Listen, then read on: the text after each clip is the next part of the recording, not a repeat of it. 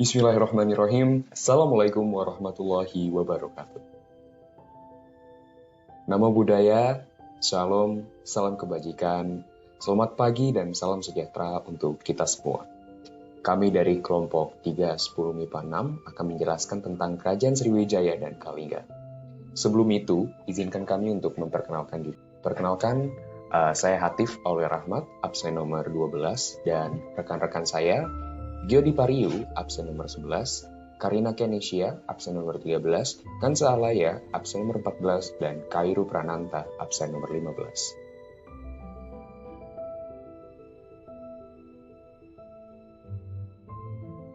Sekarang kita masuk ke kerajaan pertama, yaitu Sriwijaya. Sriwijaya adalah kerajaan maritim yang terletak di sekitar Palembang di Sumatera Selatan, Indonesia, dan didirikan oleh Dapunta Hyang Sriwijayana pada abad ke-7. Sriwijaya merupakan pusat penting bagi perluasan agama Buddha karena merupakan pusat pendidikan agama Buddha di Asia Tenggara.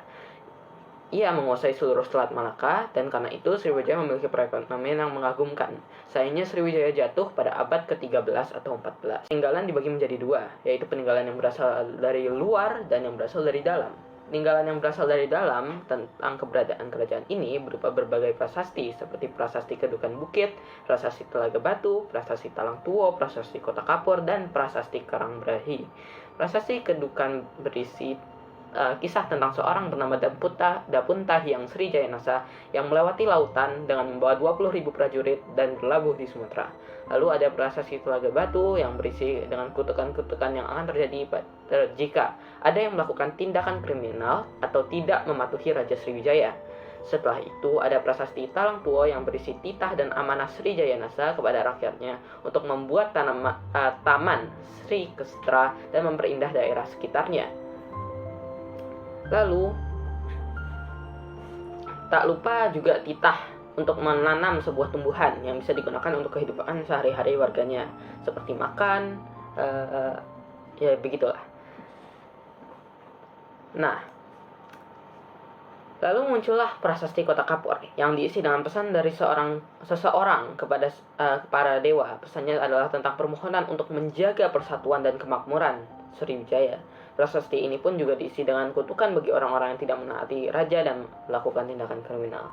Terakhir ada prasasti Karangbrahi yang berisi tentang ancaman terhadap musuh-musuh Sriwijaya dan hal-hal yang mengerikan yang telah terjadi pada orang-orang yang tidak tunduk pada Sriwijaya. Nah, untuk mendukung semua ini ada evidence atau bukti adanya kerajaan Sriwijaya dari luar, yaitu salah satunya adalah rumor dan news dari Cina, Arab, dan Persia. Juga ada prasasti Nalanda dan Kola, juga ada prasasti Ligor. Sriwijaya merupakan kerajaan maritim yang menguasai Selat Malaka. Maka ekonomi mereka berpusat pada kegiatan berdagang dan melaut. Sriwijaya juga menjadi pusat pendidikan agama Buddha di Asia Tenggara. Informasi ini didukung oleh peninggalannya, yaitu Candi Muara Takus. Kehidupan politik Sriwijaya dipengaruhi oleh Dapunta Hyang yang melakukan ekspansi besar-besaran. Mereka mengambil alih Lampung, Semenanjung Malaya, Jambi, dan juga Bangka. Kerajaan ini mencapai puncak kejayaannya di bawah pimpinan Balaputra Dewa. Sriwijaya mulai runtuh karena serangan dari Jawa dan kerajaan Cholamanda. Pada saat itu, kerajaan Islam juga mulai bangkit dan mengambil alih sumber ekonomi Sriwijaya. Ada juga ekspedisi Pamalayu yang dilakukan oleh Raja Kertanegara untuk menghalangi ekspansi Mongol oleh Kubilai Khan. Setelah semua itu terjadi, Sriwijaya runtuh pada abad ke-13 atau 14.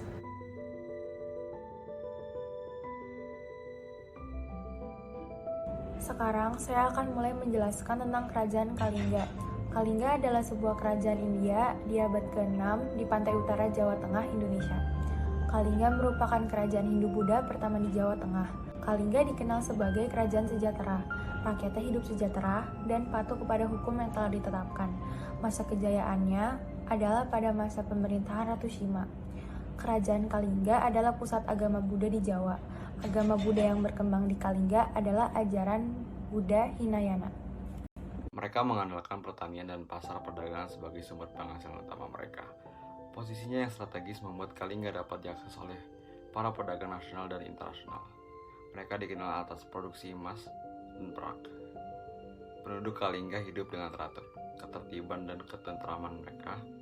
Di Kalingga dapat berjalan dengan baik berkat kepemimpinan Ratu Sima yang tegas dan bijaksana dalam menjalankan hukum dan pemerintahan.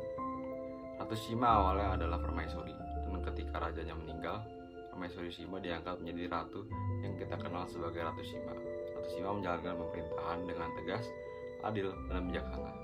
Dia bahkan melarang orang-orangnya untuk menyentuh ataupun mengambil barang-barang yang berserakan di jalan yang bahkan bukan milik mereka.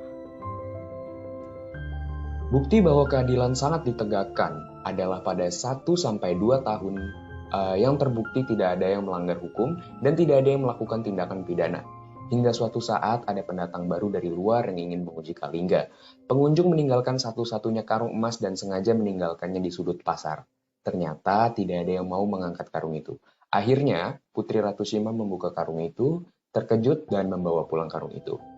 Diputuskan oleh Ratu sendiri di akhir bahwa hukumannya terhadap anaknya sendiri adalah dipotong. Kalingga mulai runtuh ketika Ratu Kalingga tidak memiliki penerus yang tepat. Sehingga sepeninggal Ratu Sima, kerajaan Kalingga ditaklukkan oleh kerajaan Sriwijaya. Kerajaan Kalingga kemudian dibagi menjadi 2, yaitu kerajaan Keling di sekitar Magelang dan kerajaan Medang di sekitar Yogyakarta.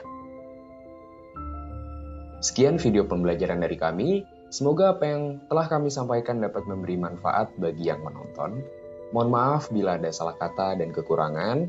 Wassalamualaikum warahmatullahi wabarakatuh.